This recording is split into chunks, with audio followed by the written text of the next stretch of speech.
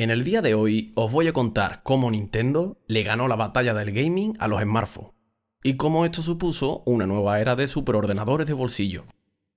Y muchos estaréis pensando, bueno, ¿y qué tiene que ver esto con Nintendo? Soy Flechipollo y hoy os traigo el auge de las computadoras de mano. Nos remontamos al año 2011.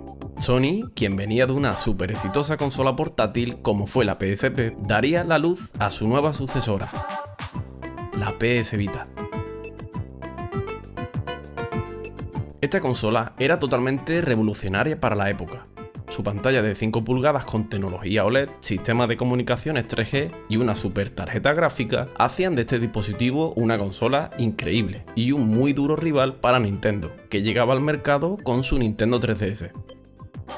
Este mercado del gaming había estado regido por décadas en dos categorías, las consolas portátiles y las de sobremesa. Pero con la llegada de teléfonos inteligentes, la industria del gaming vio como una gran parte de su público en consola migraba al sector de los teléfonos. Juegos como Angry Birds fueron un éxito rotundo en todo el mundo. Millones y millones de descargas daban a entender que el gaming en el sector de los teléfonos era bastante serio. Y es que por aquella época se pensaba que los teléfonos sustituirían a los portátiles para jugar. Y pues, ¿se tenía razón? La verdad es que no.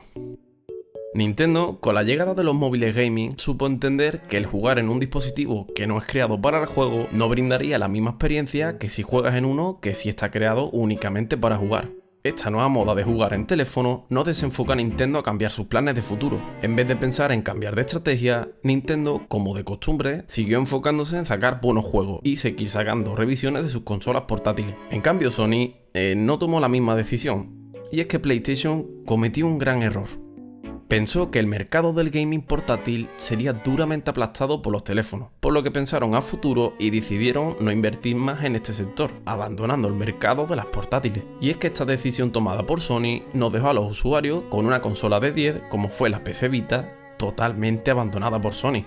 Una decisión totalmente errada por parte de la compañía, que veía como Nintendo, ahora sin ningún rival, seguía vendiendo más y más la 3DS. En el 2017, Nintendo sacó la Nintendo Switch, con la que competiría de tú a tú con consolas de sobremesa, y dejó bien claro que el mercado de las consolas portátiles no estaba muerto, y que estaba más fuerte que nunca ganando la generación de consolas. Nintendo se estaba haciendo de oro en un mercado en el que no tenía competencia, y esto provocó que empresas de PC empezaran a plantearse el entrar al mercado del gaming portátil. La idea de crear un PC de mano tenía sentido. Por ello, Valve, la empresa fundadora de Steam, el día 25 de febrero de 2022 lanzó la Steam Deck. Este dispositivo contaba prácticamente con todas las funciones y características de un PC, pero con una forma de consola. Y esto te permitía tener la libertad de un PC en la palma de tu mano. Podías jugar en el dispositivo de forma portátil, o bien conectarle un mando y a la televisión y jugar como de una consola tradicional se tratase. O también puedes utilizarla como una computadora clásica, por ejemplo, para hacer un trabajo en Word o una presentación. Literalmente tienes una consola portátil, una consola de sobremesa y un PC.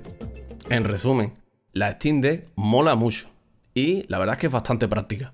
La demanda del dispositivo se fue por las nubes. Valve no es que fuese una compañía pequeña y les quedara grande un acontecimiento como este, sino que la demanda fue tan grande que el dispositivo estuvo meses y meses sin stock, teniendo que esperar hasta 6 meses para recibir una Steam Deck. O sea, una completa locura. Las ventas del dispositivo crecían y crecían como la espuma, y todo esto dejó bastante claro que el mercado gaming de bolsillo fue, es y será siempre importante para los gamers.